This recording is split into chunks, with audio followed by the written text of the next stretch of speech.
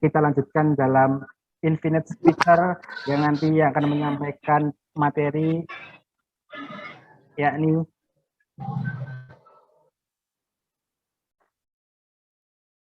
yang menyampaikan materi adalah Miss Amalia Jayanti Abdullah SEBBI selaku Direktur of PT Geber Ekspor Indonesia. Selamat datang Ibu. Mungkin bisa menyapa terlebih dahulu sebelum kita diserahkan ke moderator. Terima kasih. Iya, terima kasih Ibu sudah bergabung. Saya sampaikan juga selamat datang Mr. Muhammad Khair bin Muhammad Nur selaku Chairman of Syariah Economic Society, Responsibility of the Special Regional of Singapura, Bapak Muhammad Khair, bisa terlebih dulu. Ya, terima kasih Bapak. Nanti acara Infinite Speaker akan dipandu oleh Bapak Muhammad Ahmad Fandi Bastian SS MPDI selaku Wakil Lektor 2 Institut Agama Islam Uluwiyah.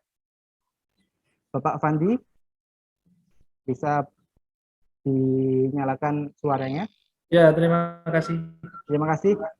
Acara sebetulnya saya serahkan kepada Mr. Fandi, waktu dan layar kami silahkan.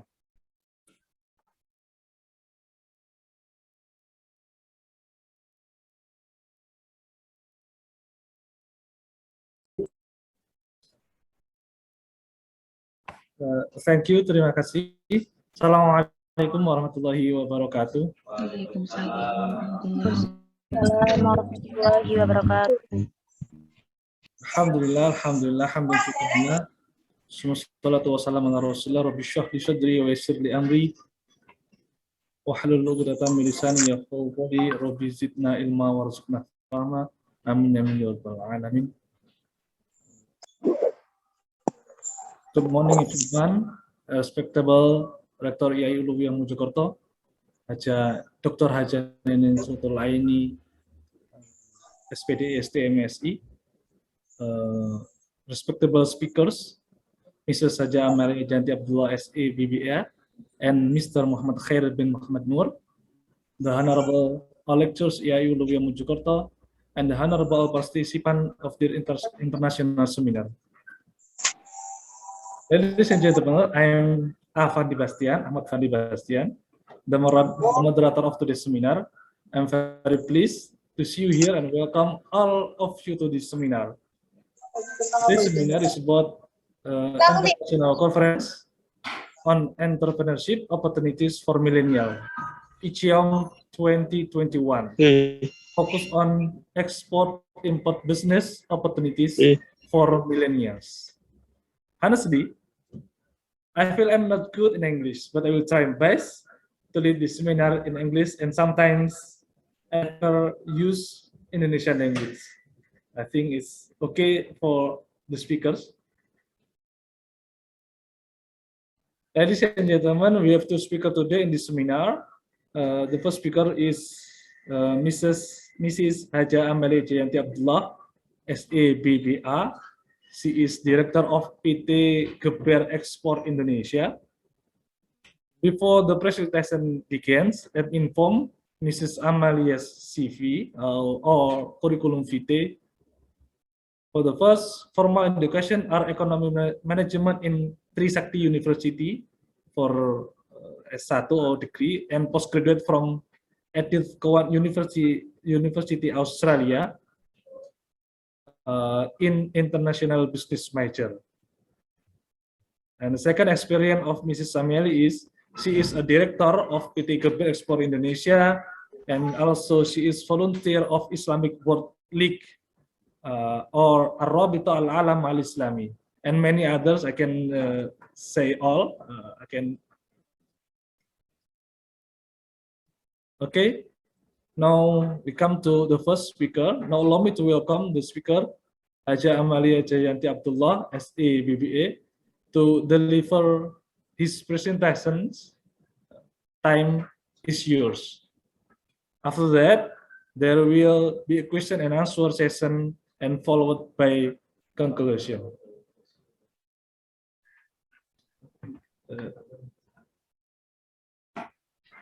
Thank you so Oh. much. Okay. Okay, thank you so much for the kind welcome. I might use the slide for the presentation. Yes. Yeah. Indonesian and English. Can you combine with between two language or Indonesian is up to you. Okay. Can I have my slide, please? Oh, what? Excuse me?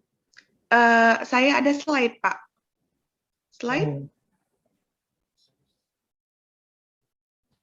Can make host operator or ditampilkan saja sama slide. Okay. I'm sorry, Mrs. Samele, can you please open your slide with your own?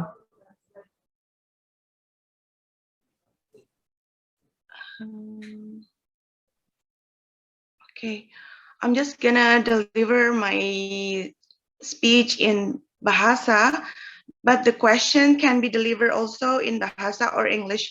I don't prepare it in my laptop today because I already sent it to Ibu Rektor. Okay, wait a minute, please. Wait a minute. Okay.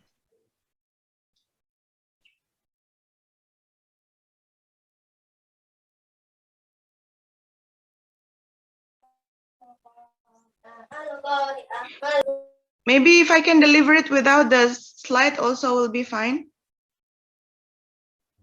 The slide ready, but wait a minute. Some of my Okay. operator will Okay, no problem. show.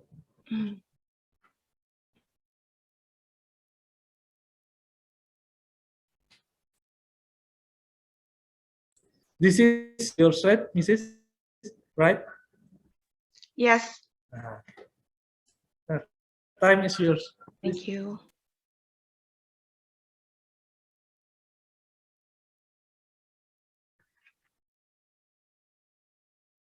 Okay. Assalamualaikum warahmatullahi wabarakatuh. Waalaikumsalam warahmatullahi wabarakatuh.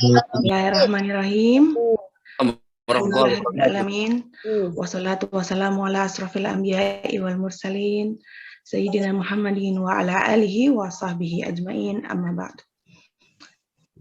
I will deliver my speech in Bahasa, but if there's any question, can be delivered also in Bahasa or in English. Yang terhormat CEO Yayasan Uluwiyah, Bapak Dr. Kiai Haji Zainul Ibad MSc. Terima kasih kami haturkan atas sambutan yang luar biasa kepada kami. Yang kami hormati Ibu Rektor IAI Uluwiyah, Dr. Hajah Nining Kurotul Aini, SPD STMSI.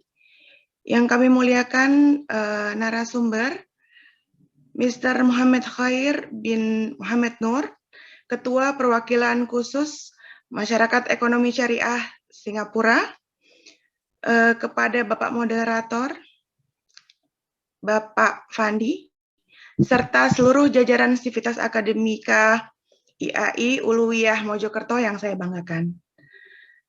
Perkenalkan, saya Amalia Abdullah, saya adalah founder komunitas Geber Ekspor Indonesia, yang merupakan komunitas UMKM Go Ekspor, juga Direktur PT Geber Ekspor Indonesia. Saat ini komunitas kami di Geber Ekspor Indonesia kebanyakan milenial dan eksportir baru yang beranggotakan 1.500 orang kurang lebih, dan yang telah ekspor sekitar 70% dari anggota. Rata-rata mereka adalah anak-anak muda yang melek teknologi seperti adik-adik di Universitas Uluwiyah dan mencoba memanfaatkan sumber daya di daerahnya yang masih sangat luas tapi belum terekspos. Hal ini tentunya sangat positif karena artinya anak muda bukan hanya bisa berselancar di dunia maya saja, tapi juga bisa menghasilkan devisa dan menjadi globalpreneur. Oke. Mungkin bisa diperbesar slide-nya. Oke.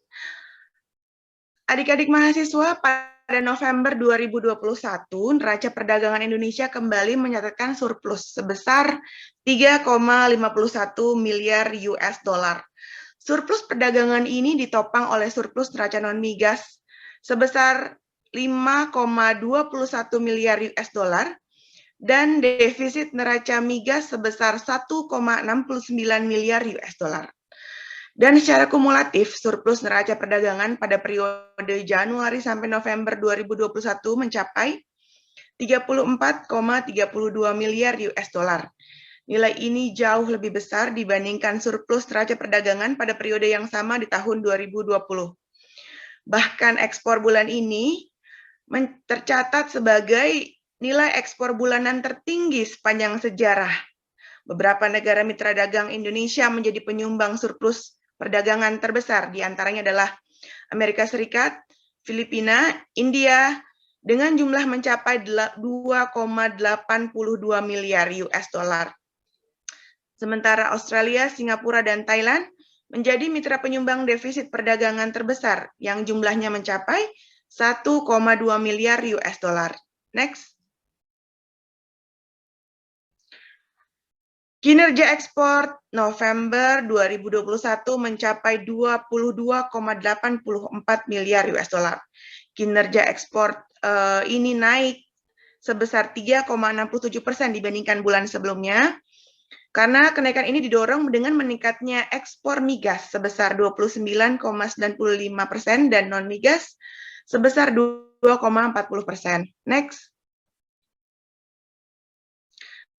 Komoditas ekspor non-migas pada November 2021 yang terbesar adalah pada bahan baku mineral, lemak, dan minyak nabati, besi, baja, mesin dan perlengkapan elektronik beserta spare part-nya, dan karet, serta barang produksi berbahan karet. Next. Dalam perdagangan dengan negara sesama Muslim, seperti yang kita ketahui, ekspor produk halal Indonesia ke negara-negara OKI mengalami surplus pada periode Januari sampai Juli 2020 sebesar 2,2 miliar US dollar. Dengan importir terbesar produk halal Indonesia yang pertama adalah Malaysia, Pakistan, Bangladesh, Arab Saudi, UAE, Mesir, dan Turki. Meski neraca perdagangan Indonesia di negara OKI positif, tapi belum berperan secara maksimal sebagai negara kiblat produk halal dunia, khususnya pada produk makanan, kosmetik, dan obat-obatan. Next. Dan untuk memperluas pangsa pasar produk halal Indonesia, ada beberapa peluang yang bisa dimanfaatkan. Pertama, dengan menangkap peluang meningkatnya populasi Muslim dunia. Dengan jumlah penduduk Muslim dunia yang akan mencapai 2,2 miliar jiwa pada tahun 2030, maka angka perekonomian pasar industri halal pun diperkirakan akan meningkat pesat. Yang kedua adalah potensi Indonesia sendiri sebagai negara berpenduduk Muslim terbesar dan konsumen produk halal nomor 1 dunia. Yang ketiga adalah banyaknya variasi produk halal. Konsumen produk halal mayoritas negara Muslim atau non-Muslim saat ini dimanjakan dengan berbagai pilihan, mulai dari e-commerce, kosmetik, obat-obatan, media, healthcare, dan pendidikan, serta adanya peningkatan halal lifestyle, baik untuk negara berpenduduk Muslim maupun non-Muslim. Selanjutnya, dengan memanfaatkan perjanjian perdagangan seperti FTA, CEPA, EPA, dan PTA. Untuk negara-negara Timur Tengah dan Afrika, yang baru beberapa negara saja yang punya perjanjian dagang. Yang lain baru dimulai. Dan yang terakhir adalah CEPA dengan Uni Emirat Arab. Kemudian yang tidak kalah penting adalah memanfaatkan kolaborasi dengan KJRI, KBRI, ITPC, yaitu perwakilan dagang, dan diaspora setempat, dengan melakukan kontak bisnis dan kerjasama antara pengusaha Indonesia dengan pengusaha lokal. Peluang ini bisa diraih karena di pasar global, alhamdulillah produk halal Indonesia mempunyai kredibilitas yang cukup baik. Next. Untuk itu, Secara umum ada hal-hal yang perlu dipersiapkan sebelum kita memulai untuk ekspor bagi adik-adik yang berminat untuk ekspor. Yang pertama adalah dengan melakukan perencanaan ekspor, yaitu melakukan riset di negara tujuan ekspor.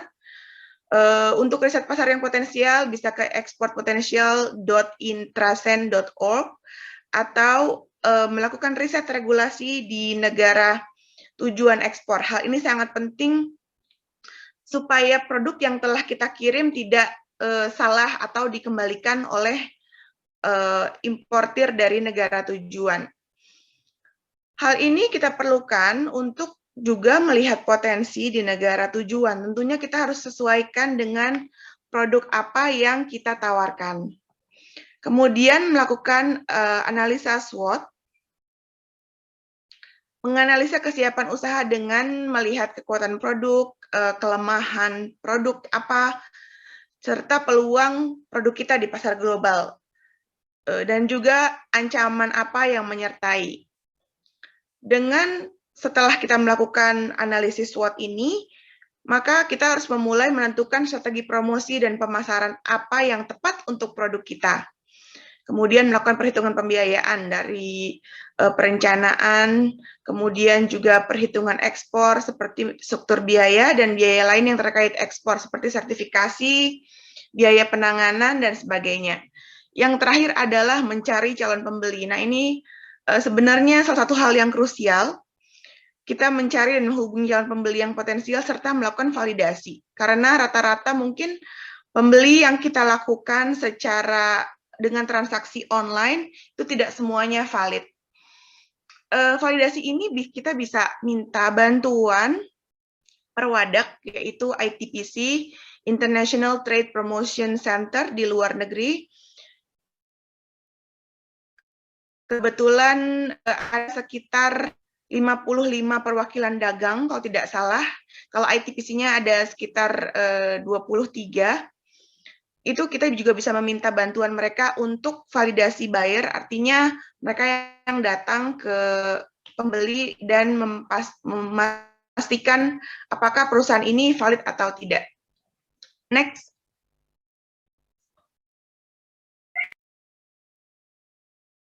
Ya, mungkin setelah itu kita bisa membuat memulai membuat korespondensi dan penawaran. Hal ini kita perlu menguasai cara-cara pembuatan surat dan mungkin sedikit mampu berbahasa asing. Sekarang sudah lebih mudah karena ada Google Translate, mungkin teman-teman bisa memanfaatkan fasilitas tersebut. Langkah-langkahnya adalah pertama kita menerima permohonan terkait produk dan harga melalui letter of inquiry, kemudian mencari informasi untuk calon pembeli, berapa harga produk dan berapa harga shipping, kemudian kita kirimkan lagi penawaran harga dan selanjutnya mengirimkan contoh produk atau sampel. Dalam melakukan negosiasi harga, metode pembayaran dan pengiriman barang, hal ini merupakan termasuk unsur teknis. Dalam hal ini teman-teman harus mampu bernegosiasi dengan tentunya berbekal product knowledge yang cukup. Karena tanpa product knowledge, kita tidak bisa melakukan negosiasi karena kita tidak tahu keunggulan produk kita sehingga kita tidak mempunyai bargaining power yang tinggi dan kita bisa lebih percaya diri jika kita mengetahui apa kelebihan dari produk yang kita punya. Next. Nah, selagi kegiatan pemasaran berlangsung, maka hal-hal tersebut harus paralel dengan kegiatan produksi. Kemudian setelah produksi, penandatanganan kontrak, misalnya kita sudah deal dengan importir tersebut, eksportir harus melakukan produksi barang. Nah, dalam hal ini kita harus juga menjaga kepercayaan konsumen dengan memberikan barang yang sesuai dengan sampel yang kita berikan kepada calon pembeli. Dalam hal ini kualitas produk harus diperhatikan dan sesuai dengan spesifikasi. Kemudian yang diperhatikan dalam proses ekspor adalah pelabelan dan pengemasan. Artinya eksportir harus bisa memperhatikan pengemasan agar sesuai dan tidak mengubah kualitas barang yang akan dikirimkan. Misalnya, apabila ada permintaan label dalam bahasa Inggris atau bahasa asing, seperti misalnya untuk pasar Timur Tengah, mereka pastinya akan meminta bahasa Arab sebagai pelabelan. Oke, yang juga tidak kalah penting yaitu pendaftaran pemberitahuan ekspor barang atau PEB serta dokumen lainnya. Selanjutnya, pemeriksaan bea cukai dan pemuatan barang ke kapal. Untuk pemesanan kapal biasanya dilakukan minimal 10 hari sebelumnya. Apalagi dalam masa high season seperti ini ya, bulan November dan Desember, itu harus lebih hati-hati karena biasanya akan full. Untuk pengiriman barang, itu disesuaikan dengan jenis produk yang dikirimkan. Misalnya, untuk sayuran dan buah-buahan biasanya dikirimkan dengan kontainer yang mempunyai pendingin. Seperti itu. Dan misalnya pengiriman barang seperti briket arang dan lain sebagainya itu harus lebih diperhatikan karena barang-barang tersebut adalah barang-barang yang tergolong barang DG atau dangerous good gitu. Kemudian apabila barang telah tiba di negara tujuan ekspor, eksportir mengirimkan dokumen import clearing, invoice, bill of lading, SKA, surat keterangan asal produk, dan surat keterangan asal barang, PEB, dan lain sebagainya kepada pembeli ketika barang tiba. Yang terakhir adalah sistem pembayaran. Nah, sebagai eksportir atau calon eksportir, kita harus mempelajari sistem pembayaran yang dilakukan oleh buyer serta jaminan keamanannya. Misalnya, di negara-negara tertentu seperti Mesir, mereka mempunyai sistem pembayaran cash against document. Nah, itu barang diterima dahulu oleh mereka, artinya kita kirim dulu, baru kita mendapatkan pembayaran. Nah, itu sebetulnya semua tergantung kepada kesanggupan eksportir masing-masing. Next. Selebihnya untuk lebih advance, kita mungkin teman-teman bisa melakukan dan mengikuti pelatihan ekspor yang sering dilaksanakan oleh Kementerian Perdagangan tentunya, atau mengikuti Zoom yang ada di YouTube seperti itu. Dan sebagai awalan mungkin adik-adik mahasiswa bisa melakukan riset pasar melalui situs-situs seperti INA Export atau CIA.gov.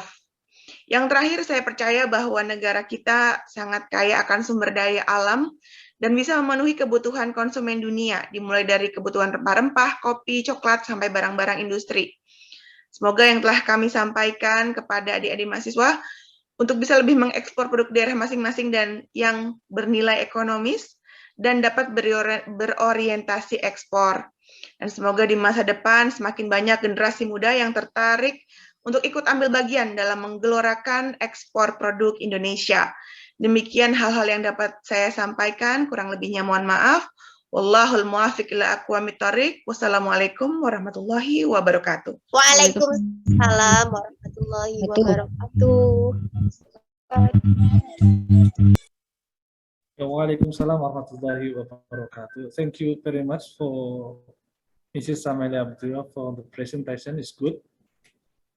And before may I suggest to hear second speaker, please. Second speaker first. And the questions is, if there are any questions, after all speaker finish his material. It is okay for the participants.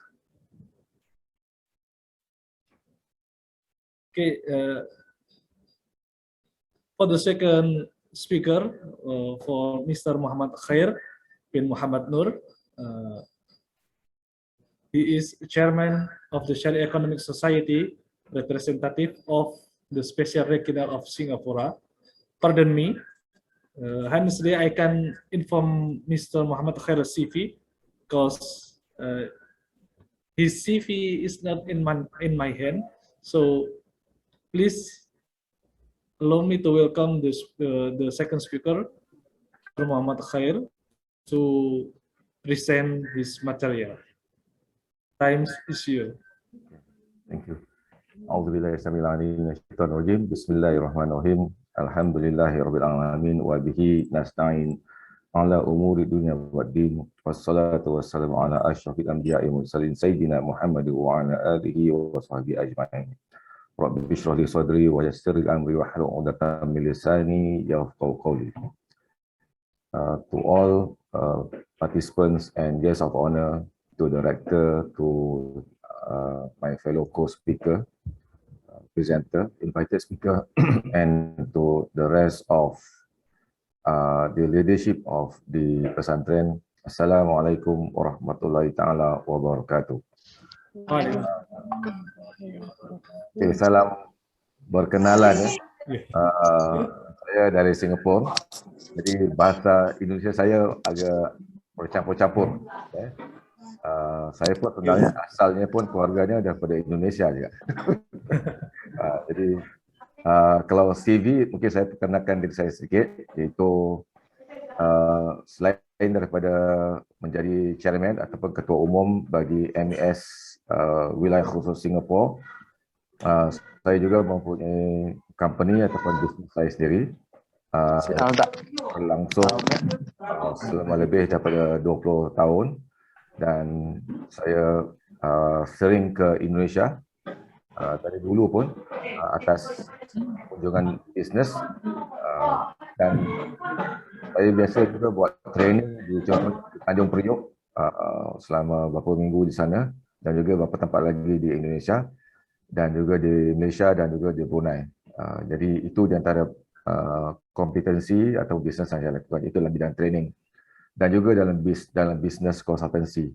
Dan sekarang ini agak sibuk dengan halal consultancy work, iaitu kami menyediakan konsultansi halal untuk sesiapa saja food business di Singapura untuk dapatkan sijil halal daripada Majlis Ugama Islam Singapura, MUIS. Di Indonesia ada MUI ya, Majlis Ulama Indonesia. Di Singapura ada MUIS, S di situ. So MUI dan MUIS.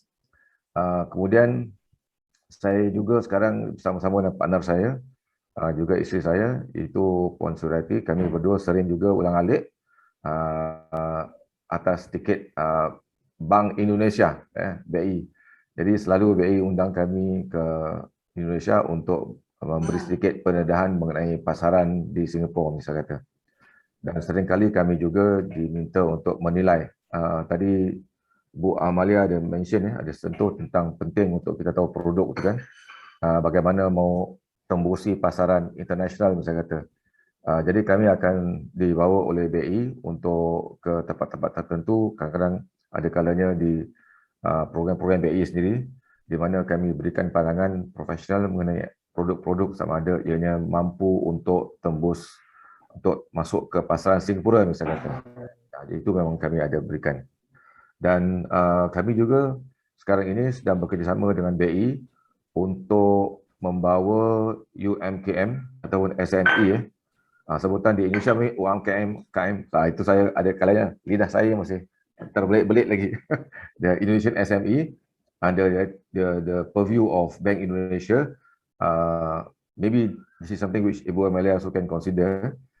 Satu platform, trading platform international, namanya One Agrix. Itu ada kena-mengena. One Agrix itu ada konsep istilah ketauhidan di sebaliknya. One itu maknanya Allah yang satu. Dan Agrix itu ada agriculture. Dan ianya satu platform seperti Alibaba tapi hanya halal produk. Produk halal saja yang ada. Mungkin saya akan kongsi sikit. Tapi tujuan saya hari ini adalah untuk memberi sedikit maklumat, berkongsi, share information tentang pasaran halal di Singapura, kerana Singapura dan Indonesia paling dekat. Istilahnya kalau daripada Batam dekat 1 jam ke sampai, kalau saya ke Jakarta tu mungkin pun tak sampai 1 jam, dia agak dekat. Jadi saya akan tunjukkan sikit, kemudian saya akan berikan sedikit maklumat tentang One Agrix, insyaAllah. Jadi kalau saya boleh share screen boleh ya? Boleh speak in Indonesian or in English. I prefer use in Indonesian because the participant is our students. So I can use English and any other language. Sorry. Okay. Should I use English or should I use bahasa Indonesia? Both also can. You combine. Combine. Okay, boleh insyaAllah. Okay. Okay. Bismillahirrahmanirrahim. So this presentation is a very quick overview of the halal market in Singapore, of course, within the context of the global halal market. So very quickly, okay. I think just now the first speaker has also mentioned quite a lot regarding berkenaan dengan potensi-potensi ekspor daripada Indonesia ke seluruh dunia dan juga partner-partner trading, the trading partners of Indonesia yang telah menyumbang kepada pasaran ekspor Indonesia yang positif, alhamdulillah. Tapi ini saya berikan secara global, the state of global halal economy. Kalau kita lihat umumnya, saya tidak mahu go into detail, I don't want to go into detail. Umumnya ianya membuka peluang yang besar sekali kepada sesiapa saja yang ingin menembusi pasaran halal. Tadi the first speaker, Bu Amalia pun telah beritahu yang Indonesia walaupun sedang berusaha keras tapi belum lagi mencapai satu tahap di mana ianya menjadi preferred halal source of halal products. Dan saya juga sebenarnya dalam halal consultancy ini juga bekerjasama dengan rakan saya di Indonesia di Jakarta, Pak Faizal, Dr. Faizal. Kita sama-sama buat halal consultancy juga untuk produk-produk yang ingin masuk ke Indonesia ataupun mungkin tidak mahu masuk ke Indonesia tapi mahu diletakkan di pasaran-pasaran halal luar negara menggunakan logo MUI. Jadi logo MUI ini nilainya tinggi. Logo MUI nilainya tinggi, diakui dalam pasaran-pasaran halal antarabangsa, terutama sekali di Middle East. Jadi saya bersama dengan rakan saya, bersama partner saya di Indonesia, di Jakarta, mengusahakan kalau sekiranya ada produk-produk daripada mana-mana negara, walaupun mungkin tidak masuk Indonesia, tapi menggunakan silah halal Indonesia. Kerana pasaran halal serata dunia ini amat besar sekali. Jadi this is only the growth of halal food sector. There's also non-food, pharmaceutical dan sebagainya. Jadi kalau kita lihat memang begitu besar sekali potensinya, dengan apa yang diketengahkan oleh the first speaker, ianya menjadi lebih mudah lagi untuk milenial di Indonesia menembusi pasaran halal di mata dunia, insyaAllah. Jadi kalau kita lihat di situ, world, the median age is very young, 24 years, median age. Bermakna itulah pasaran milenial. Jadi bermakna memang tepat sekali bagi seminar ini, webinar ini. Tujuannya adalah supaya yang muda-muda ini ke depan, bukanlah kita tak muda, masih okey lagi, tetapi yang muda-muda ini, yang milenial tu harus ambil peluang kerana kalau kita lihat the growth of the future, bermakna pertumbuhan masa depan banyak bergantung ataupun memberi peluang kepada milenial untuk mereka menembusi pasaran di mata dunia, insyaAllah. Okay. Alright, di sini kalau kita lihat tentang selain makanan, ada Islamic lifestyle products, begitu juga pasarannya amat besar sekali kalau kita lihat. Jadi ini memberi peluang untuk siapa saja milenial daripada Indonesia untuk menembusi pasaran halal melalui Islamic lifestyle product, bermakna pakaian, apparel, even cosmetics for that matter. Jadi this is the perspective of the halal market. If you go beyond, of course, there's a lot more in Middle East, even in Europe. So, just for the regional perspective, Southeast Asia is a gold mine. It's a gold mine for halal sector. Sebenarnya saya juga biasa diundang juga oleh pihak Tourism Indonesia, Kementerian Tourism, Kementerian Tourism, dan pengarah agungnya adalah rakan saya. Kami sedang berurusan juga, exchange of messages. Dan saya pernah diminta sebagai narasumber untuk memberikan sedikit input tentang halal tourism in Indonesia as well in Singapore. So there's some sessions in Singapore and also in Indonesia. So I think this is a very lucrative market. So some of you mungkin boleh memikirkan bagaimana ingin mempromosikan, memulakan halal tourism. Halal tourism merupakan satu potensi yang besar sekali kerana di mata dunia pun sudah ada tempat-tempat yang begitu Muslim friendly untuk menjadikan Indonesia sebagai daya penarik tourism spot bagi halal market adalah besar sekali potensinya. Sebab ini saya sudah pun adakan sesi-sesi dengan tourism Indonesia dan sebagainya, insyaAllah. Okay, Singapore. Okay, apa tu Singapore? Okay, very quickly ni saya masih belum dapat lagi latest, tapi ini memberi gambaran tentang GDP Singapore itu besar sekali, dan sekarang ini bersama-sama dengan BI kami sedang berusaha juga untuk membantu membawa masuk produk daripada Indonesia. Ada berbagai pintu di sini, kita ada berbagai partner yang menggunakan platform-platform yang agak pelbagai untuk mereka menggunakan, dan saya rasa platform yang disediakan oleh our first speaker is also very good, alhamdulillah, to go into the Singapore market. Okay. So what's the Singapore's advantage? Very competitive corporate tax. Okay, this is looking at the macro level secara besar di peringkat makro. Jadi ini merupakan begitu mudah sekali, it's so easy to enter the Singapore market. Tidak banyak halangan. Ekspor itu masuk biasanya begitu mudah kerana saya sendiri pun sudah bawa masuk beberapa produk daripada Indonesia sendiri. Jadi kalau kita ini merupakan satu tempat untuk test market juga, insyaAllah boleh. Okay. Kemudian dari segi halal certification, di sini saya katakan tadi ada MUIS, dan saya rasa ini di antara, sebab di kalangan klien kami pun ada yang daripada Indonesia, mereka buka restoran di Singapura, dan Singapura memang, orang Singapura memang suka makanan Indonesia. So now there's a few very popular Indonesia restaurant yang telah bertapak di Singapura selama lebih daripada 3 dekad. Sudah lama mereka bertapak di sini, dan sekarang ada juga yang baru-baru. Contohnya, saya suka makan di satu tempat namanya Gado Grill. Memang makanannya adalah asli Indonesia, dan sewaktu pandemik itu, sekarang ini pun banyak order daripada online order kerana rasanya sedap gitu, insyaAllah. Dan ada higher purchasing power, kerana memang mereka tu suka membeli. Sekarang ni di antara paling popular sekali, tentunya dengan lockdown dan sebagainya, mereka banyak menggunakan online purchasing dan sebagainya. Okay. Dan daripada segi geografi pun, ianya merupakan satu hub yang ideal untuk food production, kerana ianya juga dekat dengan negara-negara Islam yang lain. Okay. Ada tourism seperti yang saya katakan. Alright, so this one is halal products. I think from Indonesia, no problem. If you get your products halal certified to enter to Singapore, it is recognized by Singapore, insyaAllah. Okay, I'll just go through. Okay, there's also another scheme in Singapore, they call it Muslim owned, but I think this is not so relevant because products from Indonesia can come into Singapore very, very easily, insyaAllah. Okay, if you are into food, well, we have a lot of food channels in Singapore. There's some supermarket, you can enter the Singapore supermarket, except that you need to know the right channel to enter, because some of the payment terms can be quite distressing.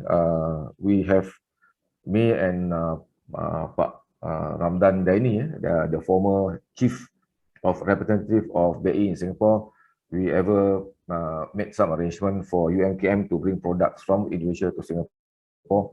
But some of the conditions may present some kind of obstacle for Indonesian products to enter the supermarkets. So this is where support from the trading Ministry for Trade and Industry probably will actually be very helpful. So these are again some pictures as to what you can see in Singapore supermarket. So these are some of the examples. Okay. All right. Just show you. These are makan places. Tempat makan halal. Walaupun namanya begitu, tapi ada dapat sertifikasi halal dari pihak MUIS dan sebagainya tu. Contohnya, walaupun mungkin dipunyai oleh non-Muslim, tapi telah pun ada halal sertifikat. Saya pernah diundang oleh pihak BI pada tahun 2018 ataupun 19 ke Indonesia untuk memberi ceramah sedikit training tentang halal kitchen bagi hotel-hotel di Indonesia untuk an international halal convention. So this is just to give you an idea. Singapore is very welcoming towards halal products, seriously. So even though the population is small, but we have good demand for halal products, not only in Singapore, but also we can be the conduit to go international. Bagaimana boleh menjadi ruang untuk masuk ke tempat Indonesia. Ini yang saya tunjukkan ini adalah bagaimana kita di Singapura ni menghidupkan halal market. Kalau kita lihat ni, Have Halal Travel ni pun rakan saya punya. Mereka tu mempromosikan tempat-tempat halal dengan followers yang begitu ramai sekali, berjuta-juta, millions of followers online. Okay, millennials a lot. Okay, so this is what they have found out. Who are they? And as you can see, the market is really for the young, educated, and affluent. So this is halal travel. This is, I think it has also gone into others too. There's also the halal hub coming up. All right, I don't want to go into this because this is really very downstream. Okay, this is so much about what we have in Singapore. Can I give another sharing? Allow me to give a quick sharing with another one. This is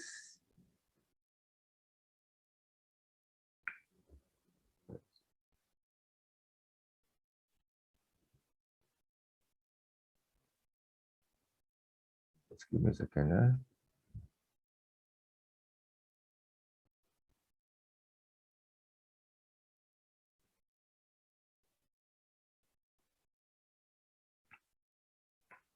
Okay, I saw someone raise hands, so I'm not sure if there's any question. I think, just give me a second. Okay, thank you for Okay, Muhammad Nur. is Thank you for your presentation. the time up? Time's up. It's good. Now, may I please use my Indonesia? Okay, because I have Terima kasih disampaikan kepada kedua pembicara tadi sudah memberikan informasi yang sangat menarik, khususnya Bu Amalia tadi mengenai kesempatan atau opportunities dalam ekspor ya. Udah ada beberapa item tadi disampaikan. Boleh saya kongsi sedikit tentang One Agrix sebentar saja. Ada satu lagi information tentang One Agrix. Untuk ini juga digunakan oleh BI. Kalau ada masa, kalau ada, if there is time. Iya. Dan untuk yang kedua yang disampaikan oleh Muhammad Khair bin Muhammad Nur telah menyampaikan bahwasanya fokusnya di produksi halal ya, produk halal, market halal market sih ya. Ya. Tentunya Indonesia sebagai mayoritas Muslim sebenarnya bisa menyediakan halal market ini ya, pasar halal sebagai penyedia, tidak hanya sebagai konsumennya, harusnya seperti itu. Seperti itu.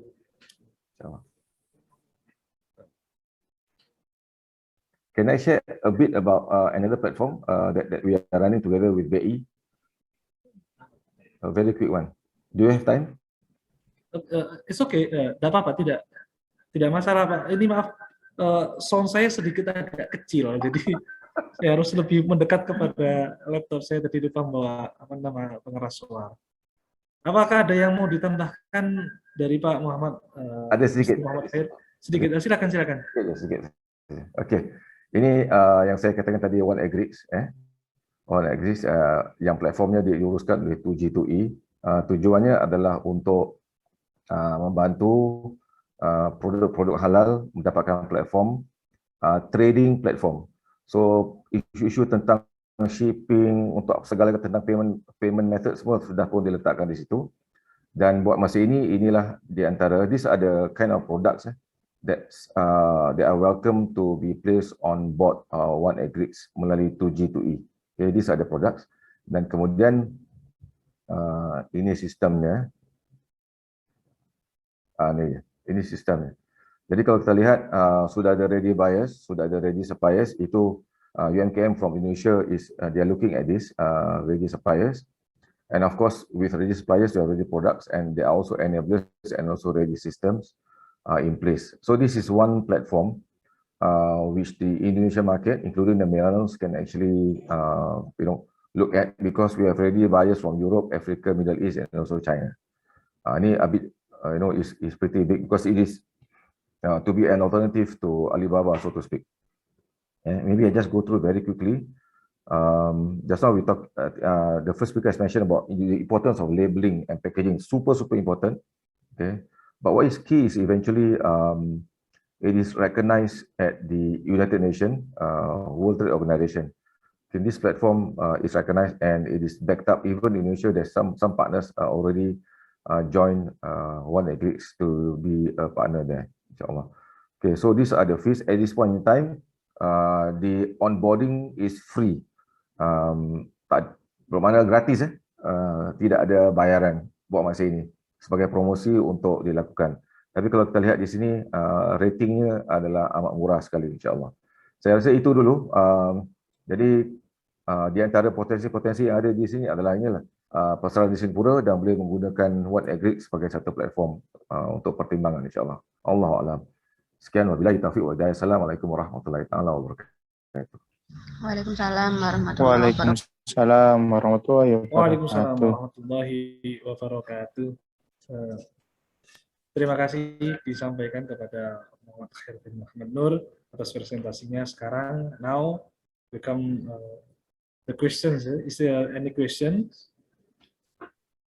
I think we open 4 or 6 questions, 3 for each speaker.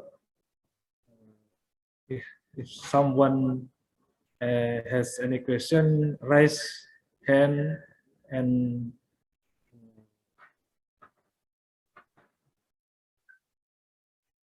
present, please.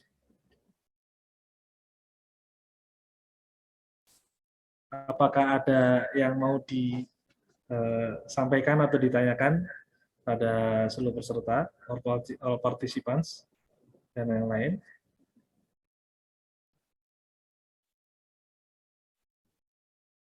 Salah satu hal yang menarik tadi itu adalah sebagai konsultasi halal market di Singapura, Pak Khair, ini kan ini yang harus kita kita ambil hikmahnya atau kita ambil manfaat yang sebanyak-banyaknya. Ya. Karena sudah ada yang bertanya, Mr. Hari Prastio. Oke. Time is yours, please.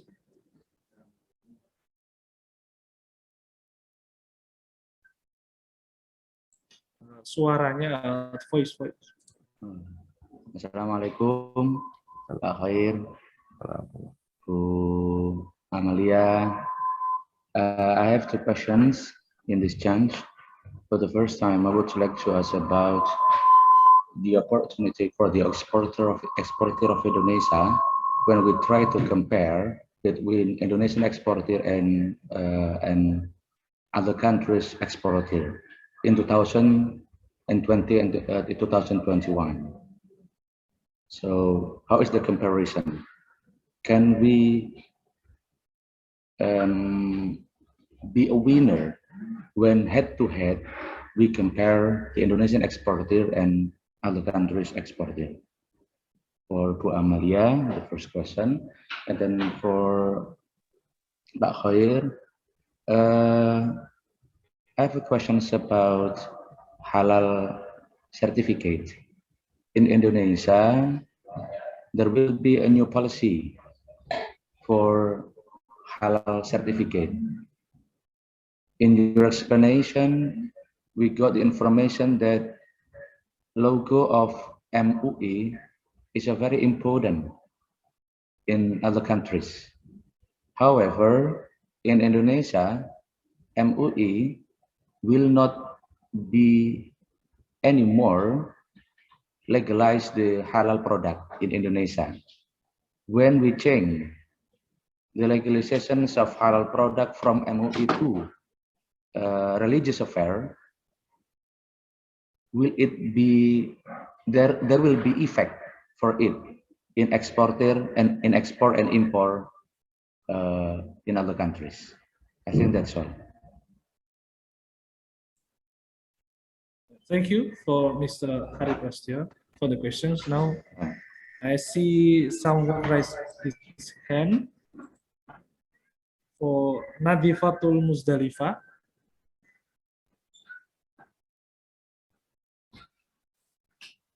Where she is.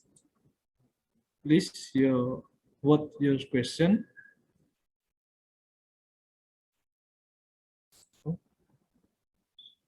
Sudah tidak ada.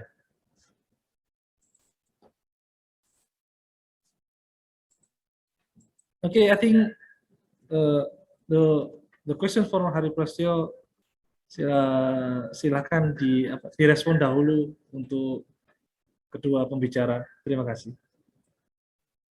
Baik, terima kasih Bapak Hari Prasetyo atas pertanyaannya. Indonesian exporter, if it's compared with the global exporter, that's what you mean, right?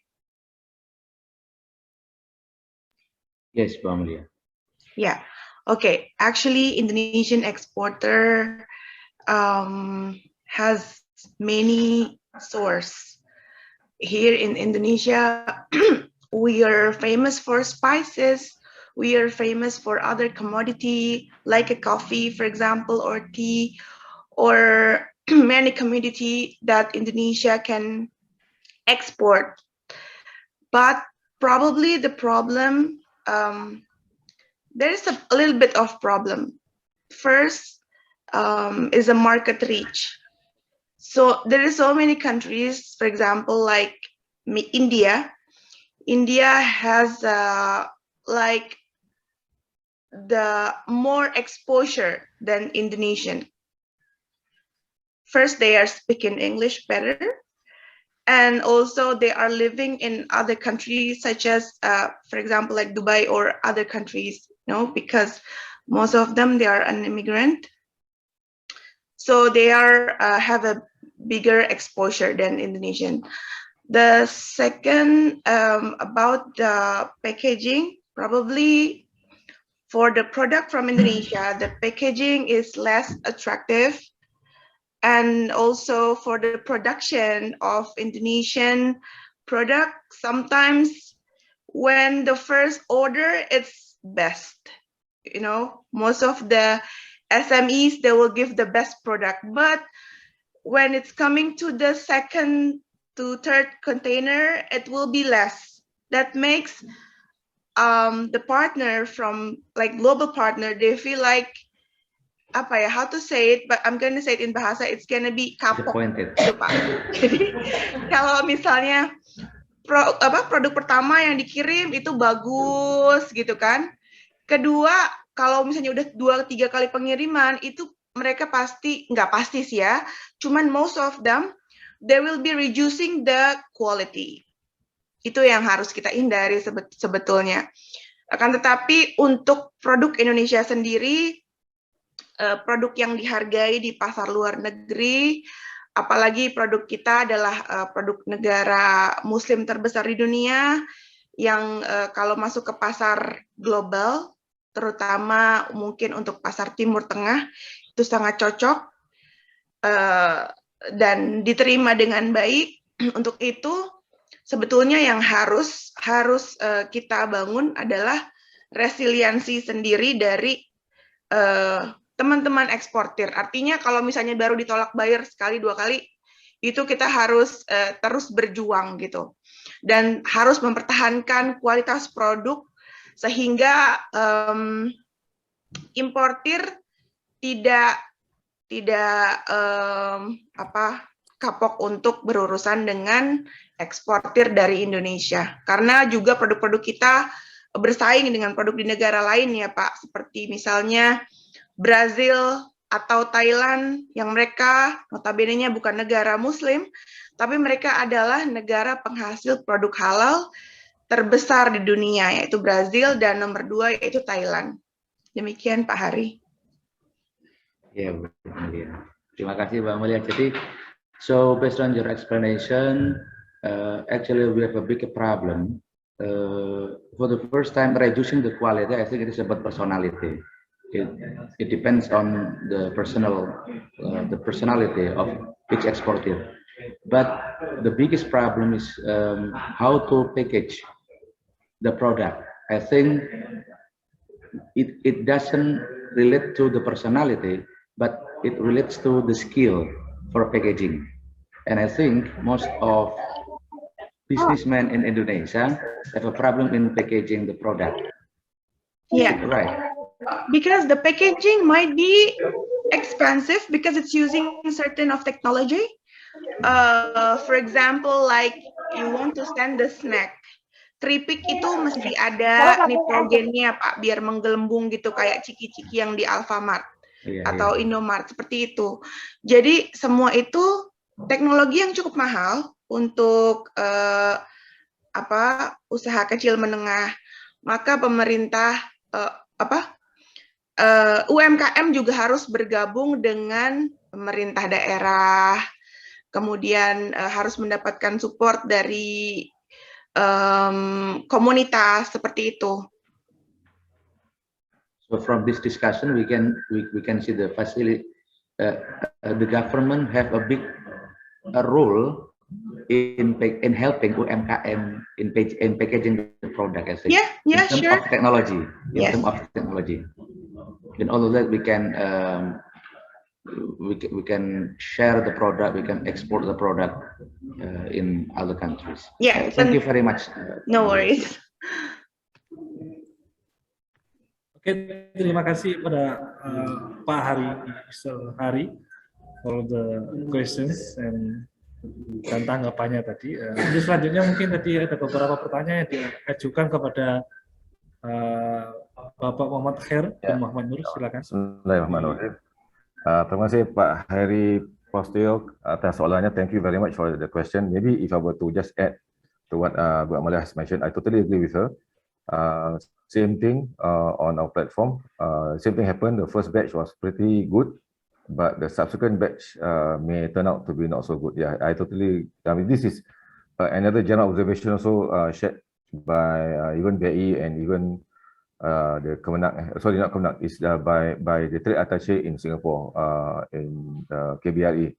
So I think this is something which you may want to look into. And also, I agree with her as far as the packaging is concerned. I had this little experience of going to Batam a few times with BI, and we actually gave feedback on the packaging. We told the entrepreneurs, based on the packaging, it may be suitable for her local market. The taste is good. Rasanya sedap Pak, sedap. Saya rasa wah ini baik betul. Tapi packaging ini saya beritahu kurang sesuai untuk pasaran di Singapura. Kalau mau masuk juga di Singapura, contohnya dalam packaging itu, ianya hanya boleh lalu mungkin di Singapura kan ada banyak rumah pangsa, flats, ada a lot of flats, housing estates, apartment, public housing, and within the public housing there are shops. So some of the packaging only can survive in those shops. It may not, supermarket in Singapore will not. So we did give some inputs on what to do. If they want to appeal to certain market segments, they have to change the packaging. So we just gave some inputs. And the next time around when we came back, we saw the packaging marvelous. It became so good. And eventually we brought into Singapore. There was I think there was an event, and the products finished within a few days. For example, but I would agree with Bu Amalia just now. Very important about packaging. It is also true packaging can be expensive. But I think what I like about the Indonesian market is this, because previously in the early 2000, I was also going back and forth with ITB, Institute Technology Bandung. So I was there, and then there are a lot of creative people down there, very creative. Indonesians are actually very creative. So I think in terms of packaging, you can come with really very good packaging and maybe try to find the lowest cost possible. Okay, this is my, just to add only. Okay. Bu Amalia, don't mind, I just add a few points there, just to agree with what you said earlier on.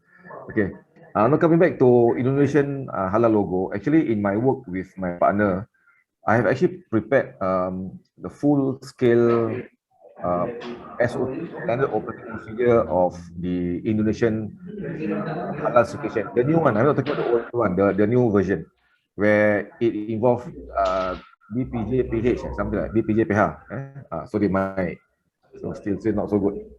So yeah, I agree with you. Eventually, MUI will not be the final arbiter or the final party, but the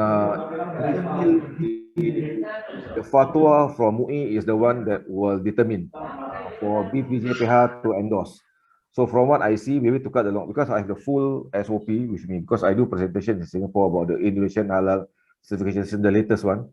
With some the latest tweaking that my partner will give. In fact, in January or February, we're going to do another one to introduce halal market to the Singapore market, so they will know what to do when they want to enter the Indonesian halal market. So in my work with my partner, even though MUI may not be the final authority, but it is still an important authority, very important. And from what I understand, the logo will still be MUI logo, the logo. So because the MUI logo has already established itself, gotten international recognition, so it would be a waste if it is to be replaced by another logo.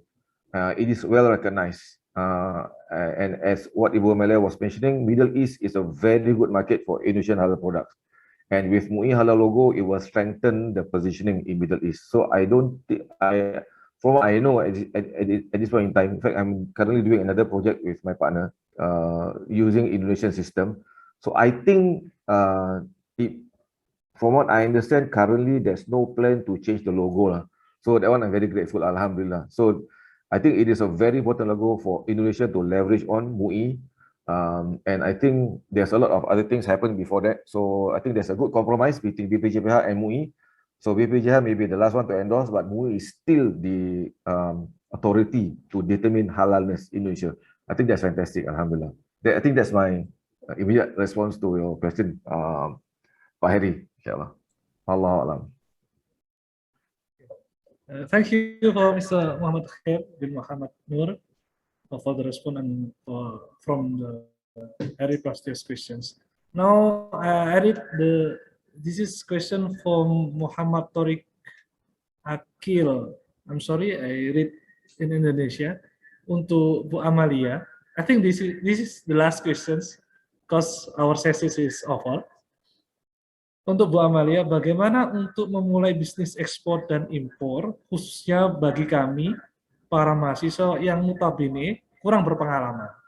Dan usaha-usaha apa yang bisa kami lakukan bersamaan dengan kewajiban studi kami sehingga tidak terganggu? Terima kasih. I think that's this question for Muhammad Tariq. Oke. Baik, terima kasih pertanyaannya. Saran saya untuk teman-teman yang baru mau memulai bisnis ekspor, pertama mungkin harus mencari produk apa yang secara ekonomis bisa untuk diekspor, yang mudah-mudah saja. Seperti yang kita ketahui bahwa Jawa Timur adalah top 5 dari provinsi yang menghasilkan devisa terbanyak dari ekspor. Artinya banyak sekali hal-hal di sekitar kita yang bisa diekspor. Misalnya waktu itu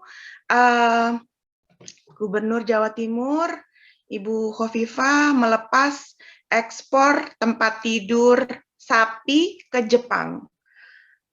Atau ekspor porang ke Jepang dan ke Cina. Artinya banyak sekali produk-produk unggulan dari Jawa Timur sendiri yang bisa untuk diekspor dan teman-teman bisa mengeksplor apa-apa saja. Mungkin bisa di list.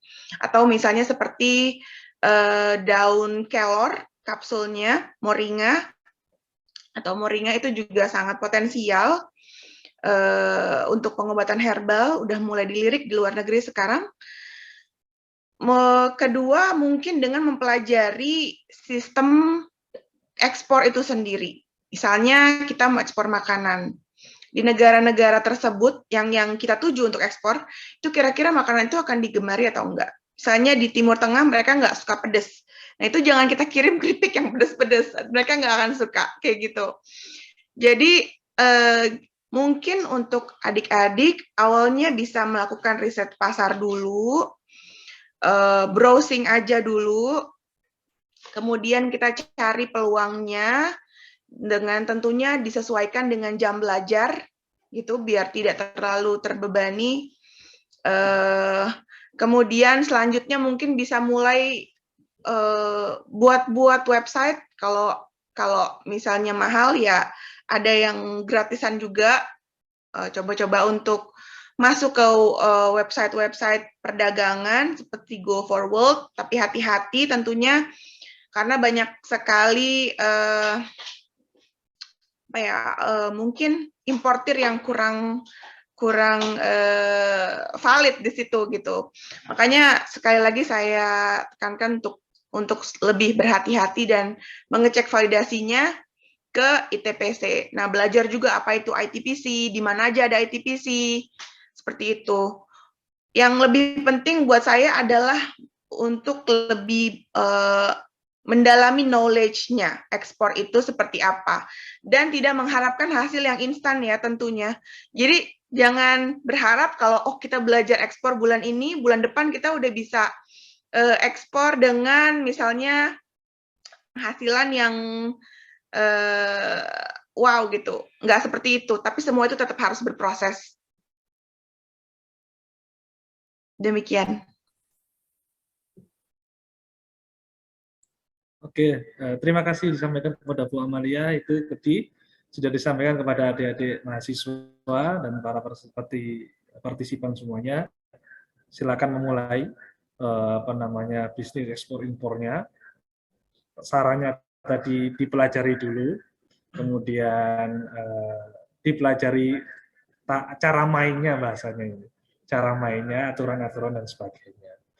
I think this is the last time for the final conclusion. For the first conclusion, Mrs. Amalia first, and the second, Mr. Muhammad Khair bin Muhammad Nur. Time is yours before we close this session. Okay.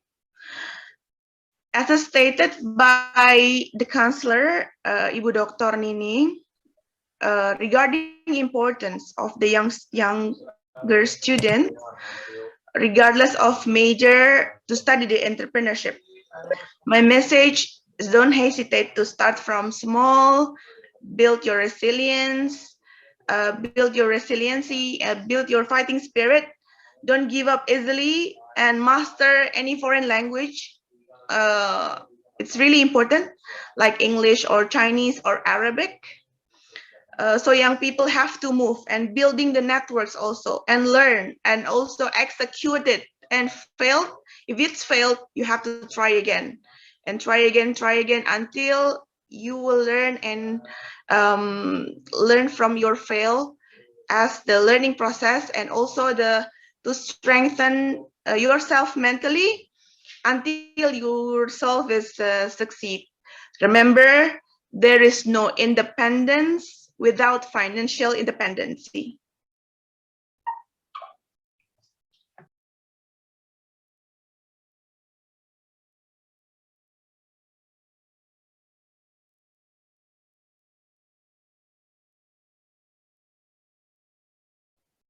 Terima kasih disampaikan untuk Mrs. Amalia for the final conclusion.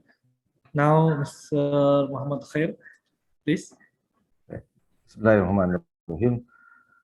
I echo what Bu Amalia has mentioned. It's very important as far as entrepreneurship is concerned. It is not a bed of roses, bermakna ianya bukan satu laluan yang mudah, bukan satu laluan yang penuh dengan perkara-perkara yang positif-positif saja, tapi bersedia untuk juga menghadapi perkara-perkara yang negatif. There's a lot of challenges in entrepreneurship, but I think as far as I can see in Indonesia right now, there's a lot of opportunities. Ada banyak peluang-peluang, a lot of support, banyak sokongan yang boleh digunakan that you can actually use to chart your journey in entrepreneurship. There's a lot, and as far as digital marketing is concerned, I think this is an important new skill. When I started out as an entrepreneur, there's no such thing as digital marketing. We use conventional marketing. In fact, I was also doing business consultancy in marketing and distribution, apart from all those things. But now things have actually changed. I myself has also picked up skills in digital marketing because it's so important to run our business today. So to all of you, kepada semua yang di sini, terutama golongan milenial, very important. Skill yang paling penting sekali sekarang adalah digital marketing.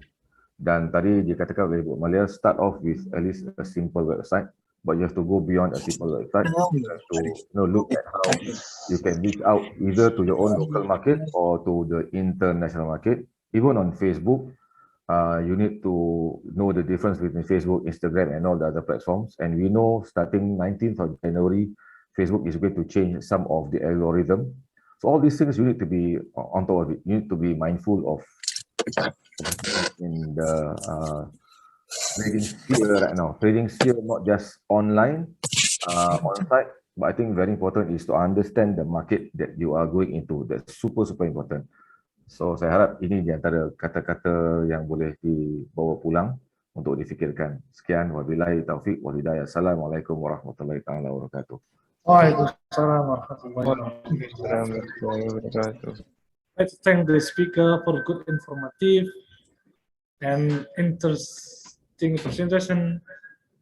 And now, finally, give the applause for the speaker and for you all. Thank you for material, for good information for us. I think now is finally, this is a final session for me. Now I close this session with Wallahu muwaffiq ila aqwamit thoriq. Wassalamualaikum warahmatullahi wabarakatuh. Thank you. Waalaikumsalam warahmatullahi wabarakatuh. Atas segala kesalahan. Terima kasih Pak Khair, Pak Amalia. Terima kasih semuanya. Insyaallah kita ketemu lagi. Sepenuhnya saya kembalikan kepada pembawa acara untuk sesi selanjutnya. Thank you Pak Khair, thank you.